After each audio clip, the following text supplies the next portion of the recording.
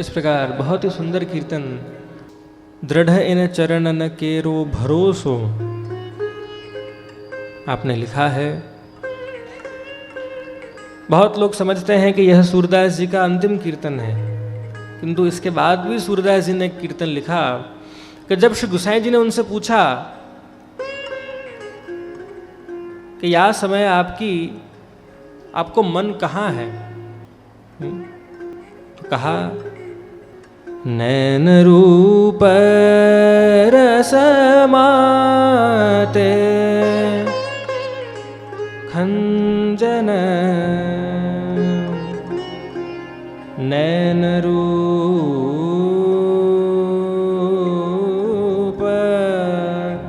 रसमाते।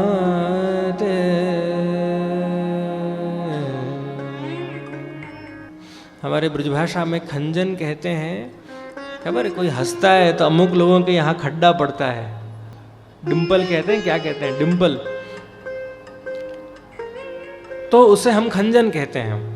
सूरदास जी कहते हैं कि अभी मेरी मति श्रीनाथ जी के खंजन में है। कितनी अद्भुत बात करी अंतिम समय में, कि जब हमारे और आपके जैसा व्यक्ति तो कि देख उसके पैसे उससे लेने हैं, वहाँ उतने पैसे रखे हैं, वहाँ वो जमीन पड़ी है, हाँ सब भाई मिलके सौदा कर लेना। उन्होंने कहा कि मेरी मति श्रीनाथ जी के खंजन में है। कितनी अद्भुत बात करी। जे व्यक्ति आखा जीवन जे विचार करे ने प्रियजनों, अंतिम समय में ए ज विचार आवे। अमारा एक घाटकोपરના एक बा હતા, અંતિમ સમયમાં બાળકો કહે કે બા તમને શું આપીએ, ગંગા જલ આપીએ, ગાયત્રી करिए, गीता वाँचिए, आज गंगा गायत्री मोक्ष की दात्री, हाँ क्या करें, गंगा करें, गायत्री करें, गीता पढ़ें, तो क्या आ બધું રહેવા દે ભાઈ, હવેલીનું મોહનથાળ લઈ આવો ને મારા માટે। प्रसाद की बहुत रसिक थी वो, उनको मोहनथाल बहुत पसंद था। तो वो अंतिम समय में भी उनको नहीं चाहिए गीता गायत्री गंगा, वो कहे मुझे मंदिर का मोहनथाल खवा दे। क्या मोहनथाल, तो क्या दांत नहीं है, मठड़ी कहाँ से खाओ, मोहनथाल ही दे दे तू। तो जो जीवन भर विचार करते हैं वही अंतिम समय में भी हमारी मति उसमें ही लगती है। अतः सूरदास जी का जीवन बहुत दिव्य है, बहुत पावन है। हम सभी सूरदास जी से गुरु भक्ति सीखें कि जिन्होंने गुरु को और प्रभु को अलग करके नहीं देखा, उनके लिए वही वल्लभ वही श्री जी। सूरदास जी से हम श्रद्धा सीखें, भक्ति सीखें और सूरदास जी के चरित्र को यहीं विराम करके उनके चरणों में वंदन करके आइए अब हम सब दूसरे सखा जिनका नाम है परमानंद दास, उनकी तरफ हम आगे बढ़ते हैं। 8 सखा में से 4 सखा श्री महाप्रभु जी के सेवक थे और 4 सखा श्री गोसाई जी के सेवक थे। तो परमानंद दास जी, अब जिस दिन इनका जन्म हुआ, जे दिवसे आ जन्म्या, आमना परिवाરમાં કોઈને બહુ મોટું ધનલાભ થયું અને એટલા માટે પરિવારના લોકો બહુ ખુશ થઈ ગયા, એટલા માટે નામ રાખ્યું પરમાનંદ। કન્નોજ શહેર છે, ગામ છે, આ બધાને કદાચ જે આપણા ઇત્ર બને છે ને સેવામાં આ બધા વાપરો ઇત્ર, કન્નોજ ગામના હતા અને બહુ સારું ગાતા, કીર્તન ભક્તિમાં ખૂબ પ્રવીણ હતા, ગાતા સારું। અને એકવાર પ્રયાગરાજ મકર સ્નાન માટે આવ્યા હતા અને ત્યારે વલ્લભ બિરાજતા હતા અડેલમાં। હવે આપને ખબર છે કે અડેલ અને પ્રયાગરાજ પાસે પાસે જ છે અને ત્યાં શ્રી વલ્લભના એક જલઘડિયા કે જેમનું નામ હતું કપૂર ક્ષત્રિય। શું નામ હતું? શું નામ હતું? જાગો છો કે સૂઈ ગયા છો? જાગો છો। કપૂર ક્ષત્રિય નામ હતું। એમને આમનું કીર્તન સાંભળવાનું મન થયું, એટલા માટે નદી પાર કરી એકાદશી હતી ત્યારે પહેલાના સમયમાં દર એકાદશીમાં જાગરણ થતું, કદાચ આપને ખબર હોય નહીં ખબર હોય, અને એટલા માટે હવે દર એકાદશી પર નહીં પણ ખાલી એક એકાદશી, જે દેવ પ્રબોધની એકાદશી, તુલસી વિવાહ, ત્યારે આજે પણ પહેલા ક્રમ એવું હતું કે દરેક એકાદશી પર ફલાહાર કરવું, આજની જેમ પેલા ઢોકળા અને પીઝા કે પાણીપુરી ના ખાવી ફલાહારમાં, ફલનું આહાર કરવું અને જાગરણ કરવું, આખી રાત જાગી પ્રભુનું ગુણગાન કરવું. તો જાગરણ હતું, એકાદશીનો દિવસ હતો અને એટલા માટે પરમાનંદાસજી પોતાના મુકામ પર એ દિવસે એક કીર્તનનું કાર્યક્રમ, એક ભજનની સંધ્યા આપે રાખી હતી અને એ સાંભળવા માટે કપૂર ક્ષત્રિય ઉત્સુક હતા, તત્પર હતા અને એટલા માટે પહોંચ્યા છે પરમાનંદાસજી પાસે. અને પરમાનંદાસજીને ખબર નહીં કે આ કોઈ વૈષ્ણવ છે કે વલ્લભના સેવક છે. કીર્તન કર્યા, એમને પણ સાંભળ્યા અને આ તરફ પાછા એ તો સવાર થઈ એટલે સેવામાં પહોંચી ગયા. અને આ તરફ જ્યાં સવારે કીર્તન પૂરા કરી પરમાનંદાસજી પોઢ્યા, એવું સ્વપ્ન આવ્યું આપને કે શ્રી નવનીતલાલ આજે એમને સાંભળવા પધાર્યા. એવું સુંદર પ્રભુનું રૂપ કે મનમાં ભાવ થયું કે હવે તો મને આ ભગવાન જે મારા સ્વપ્નમાં આવ્યા એમને મને નિહાળવા છે, આ ક્યાં મળશે આવા ભગવાન. નવનીતલાલનું સ્વરૂપ પણ કેવું છે ને, આખું શામ જાણે અંજન बालक आप बालक की आंख में काजल लगाओ, बालक रोता है तो वो आंख को ऐसे मसलता है और मसलता है तो उसके पूरे मुख पे काला काला काजल फैल जाता है. कुंती स्तुति है भागवत में, वहाँ वो कहते हैं कि वक्त्रम निनीय भय भावनया स्थितस्य समाम विमोहयति भीरपि यद बिभेति. हे प्रभु, एक बार मैं, कुंती जी तो महाभारत का प्रसंग है, पर वो कहती है एक बार मैं गोकुल आई थी और गोकुल में आपने मटकी फोड़ दी होगी तो यशोदा जी ने आपको दामोदर से दाम से आपको बांधने गए और जहाँ आप डर गए तो आपने, आपका जो काजल था नेत्रों में, वो पूरा काजल आपके मुख पे फैल गया. दशाश्रक लीलांजन संभ्रमाक्षम. और वो छवि मेरे मन में इतनी अंदर बस गई प्रभु कि आज इतने वर्षों बाद भी मैं वो आपकी जो छवि थी उसको भूल नहीं पा रही हूं, कि जिससे मृत्यु भी डरती है, जो काल का भी काल है, वह खुद की माता से डरता है. और बेचारा तब आप रो रहे थे तो श्री नवनीतलाल ने परमानंदास जी को स्वप्न में दर्शन दिए और भाव हुआ कि अब मैं इन भगवान के कहाँ दर्शन होंगे. वर्णन किया है साथ के लोगों को कि एक भगवान मुझे आज स्वप्न में दिखाई दिए, बहुत सुंदर थे, वो कहाँ मिलेंगे. लोगों से पता चला कि वह अडेल में श्री वल्लभ के वहाँ विराजमान हैं. अडेल पहुँचे हैं, श्री वल्लभ ने दशम स्कंद की अनुक्रमणिका पढ़ाई है और इनको ब्रह्म संबंध दीक्षा दी है. समझने की बात यह है यहाँ कि एक वैष्णव की कृपा से परमानंदास जी वैष्णव बने. कपूर क्षत्रिय खाली उनको सुनने गए थे, किंतु वैष्णव का आगमन भी हमारी बहुत पुण्य हो तभी एक वैष्णव का हमारे वहाँ आगमन होता है. हमारे अपना घरे कोई प्रसंग होय तो अमारा सगा संबंधीओ एटला बधा आव्या एवं भाव नहीं करता. आज आटला बधा लोकोनी अंदर बिराजता श्रीनाथजी अमारा घरे पधार्या, आ भाव करशो तो मन बहु प्रसन्न थई जशे. 100 मेहमान आए उसके बजाय 100 वैष्णव आए. वैष्णवनी भक्तिનું खूब महत्व है. सौराष्ट्र में, आप शायद अमुक सौराष्ट्र के भी यहाँ बैठे हुए हैं, सौराष्ट्र में मनोरथो थाय, माळा પહેરામણીઓ થાય, ત્યાં વૈષ્ણવની પાતલ ઉઠાવવાની બોલી લાગે. સમજ્યા? વૈષ્ણવ ભોજન કરી લે, પ્રસાદી ગ્રહણ કરી લે, પછી એ વૈષ્ણવની જૂઠણ કોણ ઉપાડશે એની બોલી લાગે. કોઈ કહે કે 50,000 માં હું ઉપાડીશ, કોઈ કે 1 લાખ માં હું ઉપાડીશ. એટલે કેવું ભાવ કે આજે અમારા ઘરે 500 સગા સંબંધીઓ નહીં, પણ આજે અમારા ઘરે 500 વૈષ્ણવો પધાર્યા, 500 ભગવત સ્વરૂપ પધાર્યા. તો આ પણ એક સમજવા જેવી વાત છે. तो परमानंदास जी को ठाकुर जी की कृपा से, एक वैष्णव की कृपा से भक्ति सुदृढ़ हुई है, भक्ति सफल हुई है. एक बार परमानंदास जी कीर्तन कर रहे थे श्रीनाथ जी के सन्मुख और वहाँ एक राजा और रानी आए राजा भाव वाले थे, भगवदीय थे, किंतु जो रानी थे वो थोड़े एरोगेंट थे, थोड़े अहंकारी थे। रानी ने कहा कि मैं दर्शन तो करूंगी श्रीनाथ जी के, पर आपके गुरु को बोलो कि मुझे वीआईपी ट्रीटमेंट दें तो मैं दर्शन करूंगी, मुझे अलग से दर्शन कराओ तो मैं दर्शन करूंगी। राजा ने कहा, देख भाई, प्रभु के दरबार में तो क्या राजा और क्या रंग, प्रीतम प्रीत हिते पइये, यद्यपि रूप गुणशील सुघरता, इन बातन न रिझइये, प्रीतम प्रीत हिते पइये। तुम्हारे पास कितने भी रूप हो, कितना भी शील हो, कितना भी गुण हो, पर प्रभु तो केवल आपकी प्रीत से ही रीझते हैं।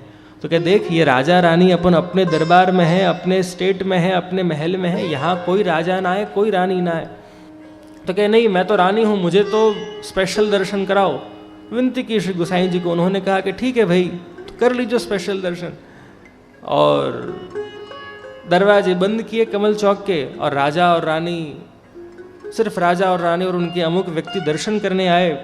श्रीनाथ जी को यह बात अच्छी न लगी, और श्रीनाथ जी ने क्या किया कि खुद के मंदिर से बाहर पधार गए और सब दरवाजे खोल आए और चुपचाप वापस अंदर आके विराज गए।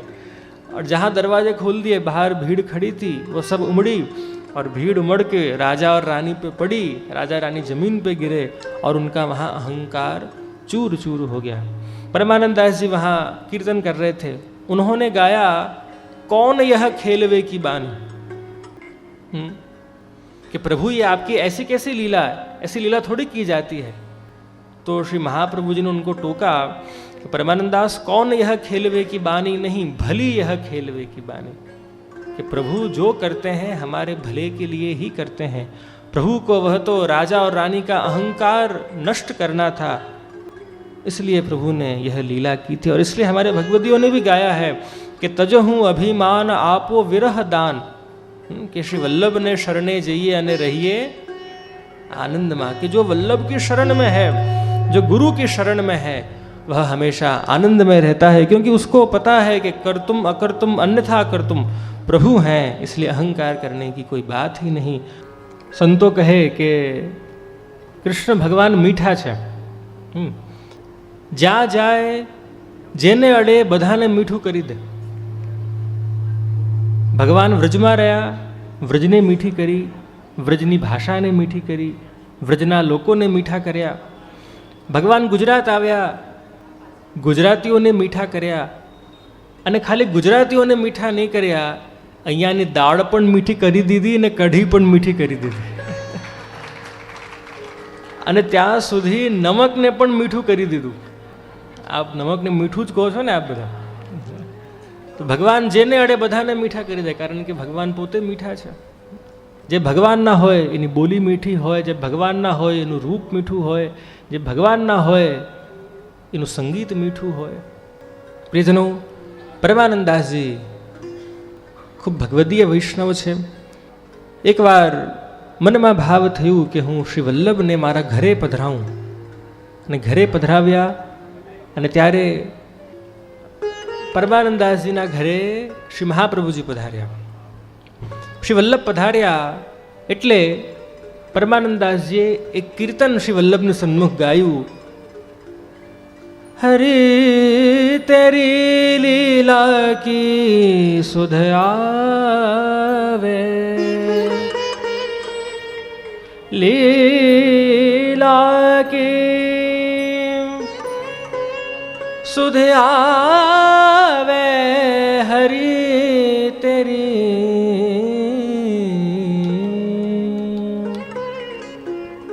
लीला के सुध आवे,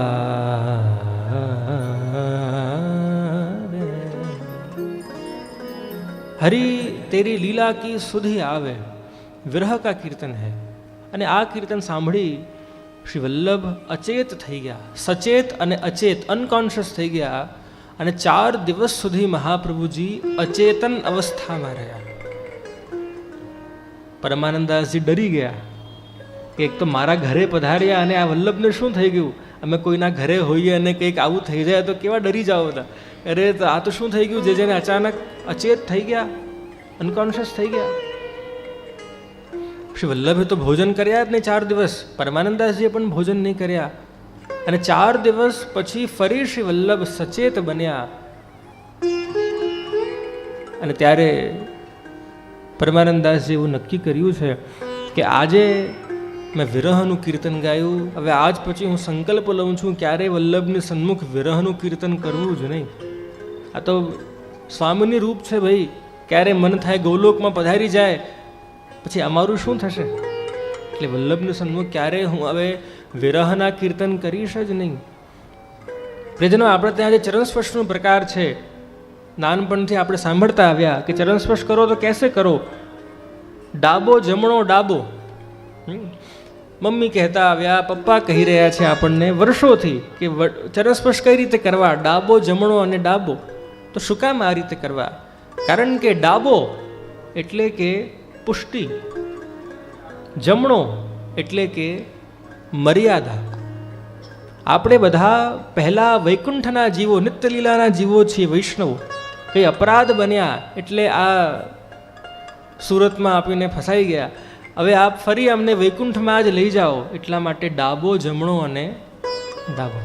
અમે બધા પહેલા નિત્યલીલામાં હતા, અપરાધથી ભૂતલ ઉપર આવ્યા, અને હવે આપ ફરી કૃપા કરીને અમને આપના જ ધામમાં લઈ જાઓ. તે બહુ સુંદર ભાવ. જો પ્રિયજનો, વસ્તુ કરો એની સાથે એનું ભાવ પણ સમજ હોય ને, એની સમજણ હોય તો બહુ આનંદ આવે. ખાલી ક્રિયાત્મક વસ્તુ કરતાં એનું પાછળનું કારણ જાણશો, અને એનાથી પણ ઉપર તમે કારણ નહીં જાણશો, અને કાલ ઉઠીને તમારા બાળકો તમને પૂછશે કે મમ્મી આ તિલક આવું પપ્પા કેમ કરે છે, અને પપ્પાને જ ખબર નહીં હોય, તો પછી બાળકો નાસ્તિક બને તો એમાં કોઈ બહુ આશ્ચર્યની વાત નથી. બાળકોને ધર્મ સમજવું છે, જાણવું છે. તકલીફ એ છે કે બાળકોમાં પણ અને આપણા બધામાં પણ જ્ઞાન નથી રહ્યું. તિલક કરીએ, શું કામ તિલક ઊભું હોય? કારણ કે 3 પરંપરાઓ, શૈવ પરંપરા, વૈષ્ણવ પરંપરા અને શાક્ત પરંપરા. જે શૈવ હોય એ આડું તિલક કરે, ત્રિપુંડ લગાવે. જે વૈષ્ણવ હોય ઊભું તિલક કરે. કોઈ પણ સંપ્રદાયના હોય, પુષ્ટિ સંપ્રદાય હોય, ગૌડિયા સંપ્રદાય હોય, રાધા વલ્લભીય સંપ્રદાય હોય, ઊભું તિલક કરશે. અને શાક્ત પરંપરામાં બિંદી કરવામાં આવે. એટલે આ હિન્દુ ધર્મની મુખ્ય તફાવતો છે. તિલક આવું કેમ કરવામાં આવે? કારણ કે આ પ્રભુના ચરણારવિંદનું ચિહ્ન છે. તિલક કંકુનું શું કામ કરવામાં આવે? કારણ કે કંકુ એ શ્રીનું પ્રતીક છે. કંકુ સમૃદ્ધિનું પ્રતીક છે. લાલ રંગ અનુરાગનું રંગ છે. તો આપણા માથે પ્રભુ છે એટલે આપણે શ્રીયુત છીએ. શ્રીયુત. આપણા નાથ પણ કોણ છે? શ્રીનાથ છે, કે જેના જીવનમાં શ્રી છે. એટલા માટે એ કંકુનું તિલક કરે. ચંદનનું તિલક એ વૈરાગ્યનું પ્રતીક છે. જે સંપ્રદાયમાં ચંદન લગાવવામાં આવે એટલે કે વિરક્ત ભાવે ભગવાનને ભજવામાં આવે. જે સંપ્રદાયમાં કંકુનું તિલક કરવામાં આવે એમાં શ્રી ભાવથી ભગવાનને ભજવામાં આવે. તિલકનું ભાવ. ચરણામૃત શું કામ લઈએ આપણે? ચરણામૃત લેવાથી, એ વ્રજની રજ છે, એ લેવાથી આપણું મનનું ભાવ વધે. અને આપણા ત્યાં પ્રિયજનો બધી વસ્તુનો ભાવનાત્મક પક્ષ પણ છે અને વૈજ્ઞાનિક પક્ષ પણ છે. તિલક કરવું ભાવનાત્મક પક્ષ છે કે આપણે ભગવાનના દાસ છીએ, એ વારંવાર આપણને સ્મરણ થાય. आपने धोती बंडी पहरी हो और तिलक किया हो ना माथे पे, अपने आप कांच में देखोगे ना आप, तो तुरंत गलत कर्म करने की इच्छा नहीं होगी. गलत करने वाले उस समय गलत करते ही हैं, पर एक बार मन अटक जाएगा कि मेरे माथे तिलक है, मैं गलत काम कैसे करूं. धोती बंडी पहन रखी होगी तो एक बार तो मन अटकेगा कि मुझे जो जगह नहीं जाना चाहिए वहां मैं कैसे जाऊं. ચરણામૃત શું કામ લેવું? દંડવત શું કામ કરવી? દંડવત કરવાનું ભાવનાત્મક પક્ષ એ કે આપણે વારંવાર આપણી શરણાગતિ ભગવત સન્મુખ વ્યક્ત કરીએ. દંડ એટલે દંડો. જેમ દંડો હોય એ નિર્બળ હોય, દંડા ચલાવવા વાળા દંડાધારી હોય તો જ દંડાનું બલ છે. ખાલી અહીંયા દંડ પડ્યું હોય તો એ નિર્બળ છે. એમ હે પ્રભુ, અમે પણ આપના વગર દંડવત છીએ. જો આપ નથી અમારા જીવનમાં તો અમે આ ખાલી દંડા સમાન નિર્બળ છીએ. આપના થકી અમારામાં શક્તિ છે, આપના થકી અમારામાં સામર્થ્ય છે. અને ભગવાનને વારંવાર વ્યક્ત કરવા આપણા ત્યાં દંડવત કરવામાં આવે છે. દંડવત અને પ્રણામ. દંડવત કરવાનું સાયન્ટિફિક રીઝન શું? જ્યારે જ્યારે નમો તો આપણું આખું બ્લડ સર્ક્યુલેશન આપણા મગજ ઉપર આવે. આપ નમો, પેલા યોગાસનમાં નથી કરાવતા, શીર્ષાસન કરાવે, આખું વ્યક્તિને ઊંધા કરી દે. એનું શું લોજિક છે કે એનું આખું બ્લડ એના મગજ ઉપર આવવું જોઈએ. મગજ ઉપર આવવાથી શું થાય? મગજની જે મસ્તિષ્કની જે નસો છે અહીંયા ખૂન વધારે પહોંચે.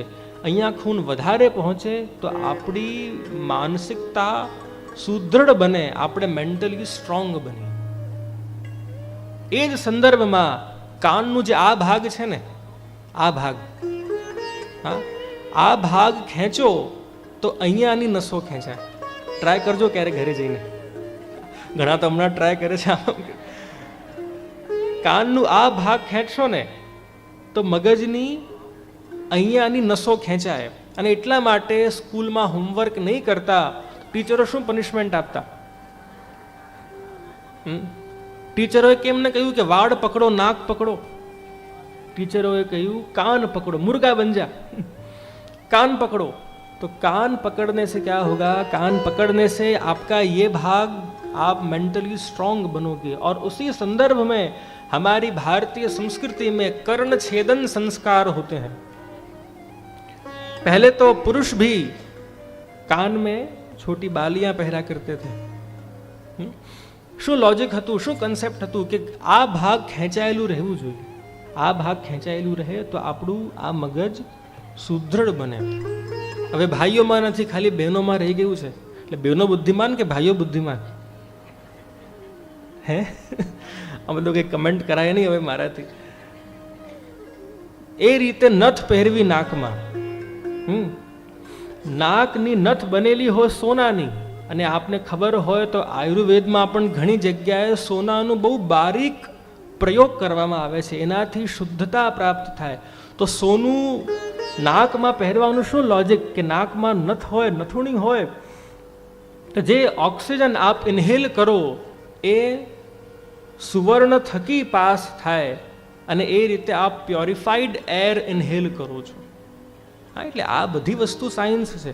આપ કંઠી પહેરો તો આનું ભાવનાત્મક પક્ષ એ કે વૃંદા ભક્તિ, તુલસીનું રૂપ છે, વૃંદાનું વન છે.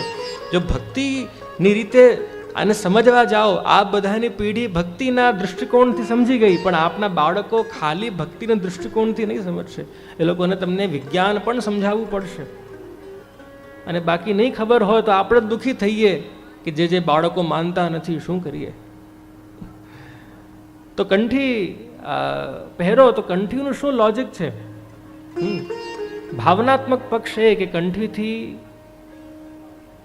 વૃંદાનું રૂપ છે, તો આપણે તુલસીને આપણા ગળામાં ધારણ કરીએ.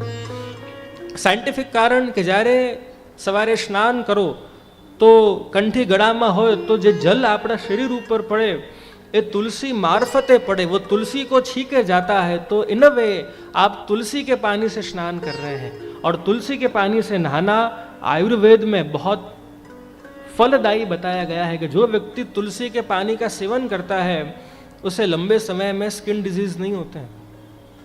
हमारे वहाँ बड़ों ने कहा कि तुलसी चबाओ मत. पता है, ये भी एक बात है अपने वहाँ. तुलसी जी आप ग्रहण करो ना सेवा में, तो तुलसी ने क्यारे दांत नहीं लगावा. મોટાવે શું કારણ બતાવ્યા કે તુલસી માતા છે એટલે એને ક્યારે દાંતથી અનાદર ન કરાય. પણ એનું સાયન્ટિફિક પક્ષ એ છે કે તુલસીનું રસ જે છે ને એ એવું છે, તમે દાંતથી એને ચાવો તો એ દાંત માટે હાનિકારક છે. એટલા માટે આવું કન્સેપ્ટ લાવ્યા કે ક્યારે તુલસીને ચાવવું નહીં. એટલે આ બધી વસ્તુઓ બહુ સાયન્ટિફિક છે. અર્થ ખબર હોય અને પછી આચરણ કરો તો શ્રદ્ધા વધે. કારણ કે ભક્તિ માં છે, જ્ઞાન અને વૈરાગ્ય એના દીકરાઓ છે. ભાગવતમાં પ્રસંગ જો तो भक्ति माता और ज्ञान और वैराग्य उनके बेटे. और जहाँ बेटे को प्रसन्नता नहीं है, जहाँ ज्ञान नहीं है, उसके बिना की भक्ति भी फिर भक्ति नहीं रहती, वो एक दिखावा बन जाता है. तो हम सब प्रयत्न करें कि हम सभी वस्तुओं का कारण जाने. चरण स्पर्श क्यों किए जाते हैं, तिलक क्यों लगाया जाता है, धोती बंडी क्यों पहनी जाती हैं.